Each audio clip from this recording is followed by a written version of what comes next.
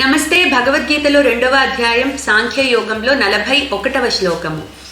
వ్యవసాయాత్మికా బుద్ధి ఏకేహ కురు నందన బహుశాఖాహ్యనంతాశ్చ బుద్ధయో వ్యవసాయినాం.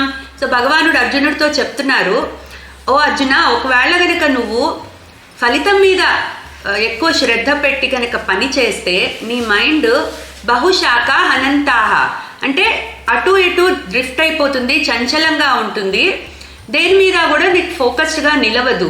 సో బహుశాఖ హ్యనంతాశ బుద్ధయో వ్యవసాయినాం, ఇట్లా అతిగా కోరికలుండి లేకపోతే ఫలితం మీద గనక ఎక్కువ శ్రద్ధ పెడితే మైండ్ అటు ఇటు డ్రిఫ్ట్ అయిపోయి దేని మీద ఫోకస్ ఉండదు. అదే గనక నువ్వు వర్క్ని వర్షిప్ లాగా చేస్తూ ఫలితం మీద గనక శ్రద్ధ లేకుండా పని మీదే గనక శ్రద్ధ ఉంటే నువ్వు నీ బుద్ధి నిశ్చయాత్మకంగా ఆ పని మీద నిలుస్తుంది అని వ్యవసాయాత్మిక బుద్ధి ఏకేహ కురునందన, అటువంటి బుద్ధి సమంగా కూడా ఉంటుంది అని ఈ శ్లోకంలో చెప్తున్నారు. సో భగవానుడు ఇక్కడ కర్మయోగానికి, నిష్కామ కర్మయోగానికి బీజం వేస్తున్నారు.